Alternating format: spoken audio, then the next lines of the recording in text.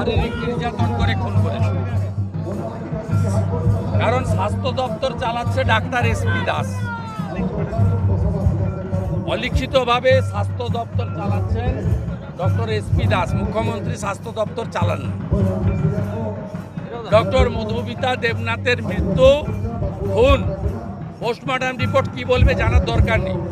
As a responsible opposition leader আমি পরিষ্কার বলছি, এটা শারীরিক নির্যাতন করে খুন করা হয়েছে।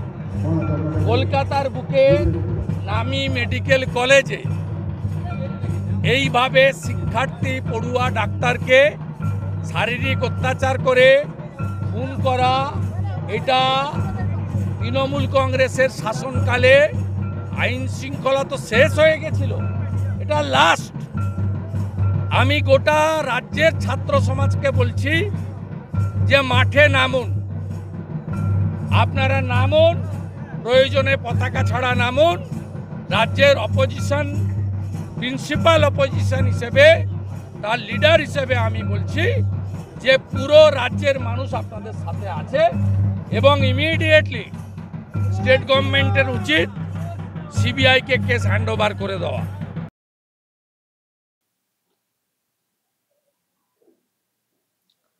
বাংলাদেশ মডেল, দর্শক শুভেন্দু অধিকারী যে ডাকটা দিলেন আজকে, বাংলাদেশ মডেল। প্রিয় দর্শক, আমি শফিকুল ইসলাম এবং আপনারা দেখছেন আরামবাগ টিভি। আমি এটা শুনে কেন বললাম শুরুতে যে এটা কি বাংলাদেশ মডেল? অবশ্যই দর্শক, বাংলাদেশে কোটা বিরোধী যে আন্দোলনটা শুরু হয়েছিল সেটা কিন্তু সত্যি ছাত্রদের আন্দোলন ছিল, সত্যিই ছাত্রদের আন্দোলন ছিল এবং সেই আন্দোলন শেষ পর্যন্ত হয়েছে। কিন্তু ওখানে যেটা হয়েছে, ওর মধ্যে সহিংস ব্যাপারটা ঢুকে গেছে, অস্ত্র, আগ্নেয়াস্ত্র এইসব নিয়ে একটা হিংসাত্মক ব্যাপারটা ঢুকেছিল এইভাবে, কারণ ওখানে কিছু পলিটিক্যাল পার্টি, কিছু গোষ্ঠী, কিছু নিষিদ্ধ সংগঠন, কিছু র্যাডিক্যাল, এরা ঢুকে গিয়ে ছাত্র মুভমেন্টটাকে কলুষিত করে দিয়ে তারাও তাদের পলিটিক্যাল ফায়দা তোলার চেষ্টা করেছে, করে এইরকম একটা রক্তাক্ত পরিস্থিতি তৈরি হয়েছিল।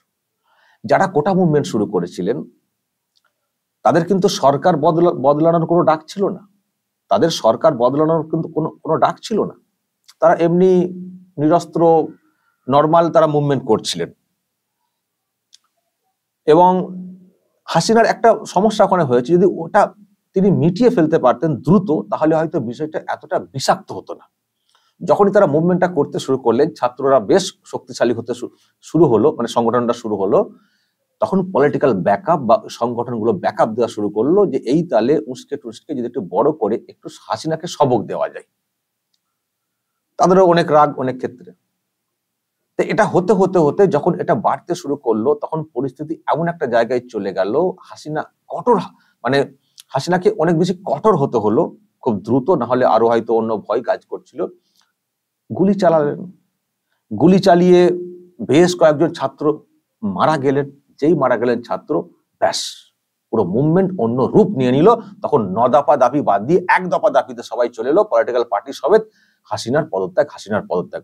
ছিল কোটা মুভমেন্ট, ছিল ওই ধরনের কিছু কিছু আলাদা আলাদা ওই মুভমেন্ট, 9 দফা না কত মুভমেন্ট ছিল, সব ওই দফা হয়ে 1 দফাতে চলে এলো, সরকারের পরিবর্তন চাই, যেটা চাইছিল পলিটিক্যাল পার্টি এবং ওই বিচ্ছিন্নতাবাদী সংগঠনগুলো। এবং তার জন্য তারা নানানভাবে হিংসাত্মক ঘটনা এখনো দর্শক দেখছেন ঘটিয়ে চলেছে। এখন তো কন্ট্রোলের বাইরে চলে গেছে বিষয়টা। কিন্তু শুরুটা যেটা হয়েছিল সেটাও কিন্তু সরকারের টনকটা নড়িয়ে দিয়েছিল। সেই ছাত্রদের মুভমেন্ট কিন্তু শেষ পর্যন্ত আছে। এবং এই যে ইউনূসকে সরকারে আনার পেছনে ছাত্র মুভমেন্ট যাদের ছিল, নাহিদ ইসলাম বা ওই আসিফ মাহমুদ, যারা দুজন এই মানে কমিটির মধ্যে রয়েছেন, ওই যে সরকার যেটা অন্তর্বর্তী সরকার যেটা গঠিত হয়েছে, তো এদেরই এখন একজনকে এরাই দাবিটা করেছিলেন যে ডক্টর ইউনূসকে দায়িত্ব দিতে হবে। কিন্তু দিলেও তো, আমি তো আগেই বলেছি, এই ডক্টর ইউনূস কিন্তু বেশি দিন টানতে পারবেন না। আর এই ছাত্রদের কন্ট্রোলে দেখবেন বেশি দিন থাকবে না। এবার এই ছাত্রদেরকেই দেখবেন কোন দিন কবে আবার দেখবেন কি হাল করে দিয়েছে বা জেলে টেলে ভরে দিয়েছে। বা এখন তো জেলে, এখন ডক্টর ইউনূস থাকবেন যতদিন, ততদিন হয়তো জেলে ভরতে পারবে না, কিন্তু অন্যভাবে শায়েস্তা করে দিতে পারে পলিটিক্যাল পার্টি। মানে ওখানকার পলিটিক্যাল পার্টি এতটাই মানে অ্যাগ্রেসিভ, সেখানে যারা সত্যিকারের ছাত্র মুভমেন্ট করছিলেন তারা যে কতদিন টিকবেন, আর ইউনূসের সরকার কতদিন টিকবে, আর ডক্টর ইউনূসই বা কতদিন ওখানে থাকবেন আর কদিন পরে পালাবেন, এটা দেখার বিষয় রয়েছে। খেল এখন অনেক বাকি বাংলাদেশে, কিন্তু সেটা তো পরের বিষয়। কিন্তু ছাত্রদের যে মুভমেন্ট একটা প্ল্যাটফর্ম তো তৈরি করে দিয়েছিল হাসিনাকে সবক দেওয়ার জন্য, সেই প্ল্যাটফর্মটা মানে এইরকম হয়ে গেল এইগুলো যুক্ত হলো বলে। কিন্তু মুভমেন্ট যেটা শুরু করেছিল, কোটা মুভমেন্ট যেটা, সেটা কিন্তু একটা জায়গা তৈরি করে দিয়েছিল হাসিনাকে সবক দেওয়ার ক্ষেত্রে।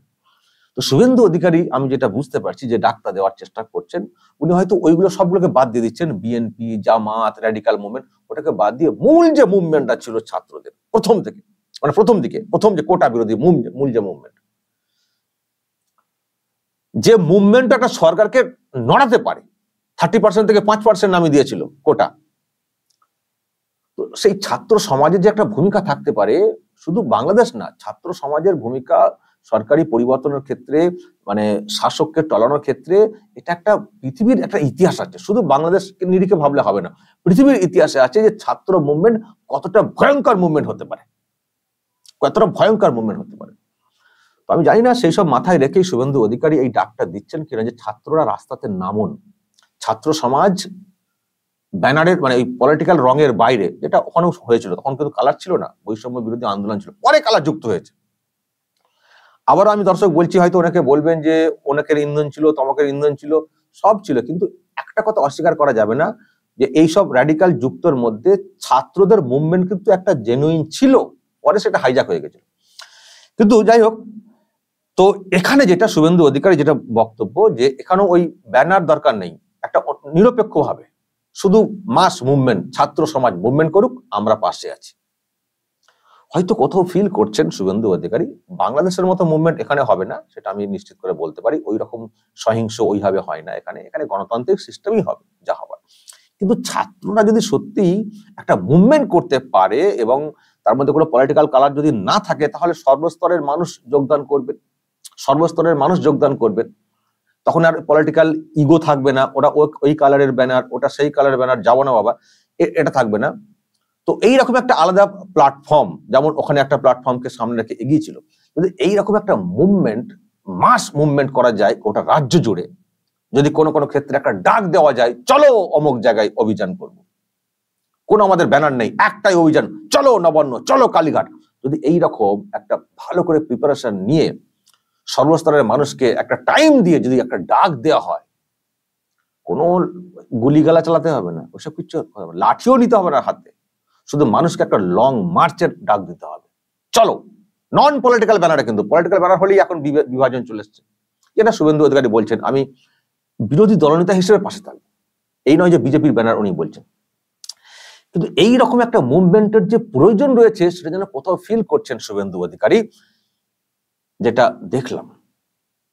এইটা হলে বাকি সব পাশাপাশি এসে এমন একটা পরিস্থিতি, এমন একটা চাপ তৈরি করবে যে শাসকের টনকটা নড়ে যাবে, শাসকের টনকটা নড়ে যাবে। সেই ডাকটাই আমার মনে হচ্ছে কোথাও দেওয়ার চেষ্টা করছেন শুভেন্দু অধিকারী।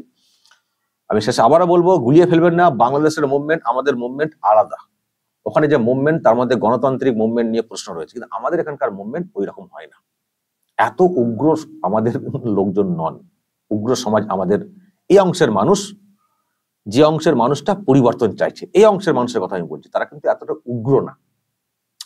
কিন্তু উগ্রতার দরকার নেই, বোমা বন্দুক দরকার নেই, শুধু লং মার্চ হতে হবে, নবান্নমুখী বা কালীঘাটমুখী, বড় দুটো একটা বড় শুধু একটা ডাক দেওয়া হোক না ছাত্র সমাজকে সামনে থেকে, কারণ ওদের সাহসটা অনেক বেশি, ওদের সাহসটা অনেকটা বেশি। তবে দর্শক আমি বলবো যে শুভেন্দু অধিকারী যে কথাটা বলছেন, এটা কিন্তু হবে, এটা হবে আমাদের রাজ্যে। কতদিন মানুষ সহ্য করবেন? এখন তো নানানভাবে চেপে রয়েছে, তারপরে ইদিক সুদিক, তারপরে অন্যান্য সব পলিটিক্যাল ইকুয়েশন এমন হয়ে যাচ্ছে, মানুষ বেরোতে পারছেন না, যে এখানে যাবো ওই দলের বিরুদ্ধে চলে যায়, এখানে যাবো ওই দলের বিরুদ্ধে চলে যায়। এখন যদি দল মত নির্বিশেষে ডাক দেওয়া হয় আলাদা একটা প্ল্যাটফর্মে, তখন তার সমস্যা নেই যাওয়াতে, পলিটিক্যাল রং তো লাগবে না। আর সাধারণ মানুষ যদি আবার রাস্তায় নেমে পড়তে পারেন না, কোথায় লুকোবেন? মানে সে জায়গা খুঁজে পাবেন না, কোথায় লুকবেন। মানুষের মধ্যে ক্ষোভ তো রয়েছে, এটা তো অস্বীকার করার তো কোনো জায়গা নেই। আমাদের রাজ্যের সরকারটা টিকে আছে ঠিকই, কিন্তু বেশিরভাগ মানুষের তো ক্ষোভ রয়েছে সরকারের বিরুদ্ধে। মানে বেশিরভাগ মানুষের ক্ষোভ রয়েছে। ভোটের পার্সেন্টেজ দেখে হিসেব করলে হবে না যে আমাদের 8% ভোট, ওসব ভেবে লাভ নেই। ও ভোটের মধ্যে কত ফল কত জল সে আমাদের জানা আছে। সামগ্রিকভাবে যে পালস আছে আমাদের রাজ্যের, ম্যাক্সিমাম মানুষের ক্ষোভ রয়েছে এই শাসকের বিরুদ্ধে। আমার মনে হয় শাসকও টের পাচ্ছে, যা সব দেখছে আশপাশ থেকে। তো এইরকম একটা লং মার্চ, এইরকম একটা প্ল্যাটফর্ম, এবং সেটাকে অবশ্যই একটু সাপোর্ট করতে হবে এটা করার ক্ষেত্রে। যদি এটা করা যায় না, এই যে ধরুন যারা ডিএ পাচ্ছেন না তারা, ছাত্র যারা চাকরি পাচ্ছেন না মানে যারা মেধাবী তারা, তারপরে এই যে মেডিকেল কলেজ যারা এরকম, আরো দেখবেন বিভিন্ন পুরো শিক্ষা থেকে চাকরি, পুরো সিস্টেমটাই তো পচে গেছে। তো সর্বস্তরের একে একটা ডাক দিয়ে একটা আলাদা প্ল্যাটফর্ম তৈরি করে একটা ডাকের প্রয়োজন রয়েছে আমাদের বাংলাতে, একটা ডাকের প্রয়োজন রয়েছে। এখন দেখা যাক সেটা কবে হয় বা আদৌ হয় কিনা। দর্শক বলবেন যা বলার টোটাল বললাম, ছাত্রী, ওই মেডিকেল স্টুডেন্ট এবং ডাক্তার এবং শুভেন্দুর ডাক। বলবেন যা বলার কমেন্ট বক্সে, নজর রাখবেন আরামবাগ টিভি।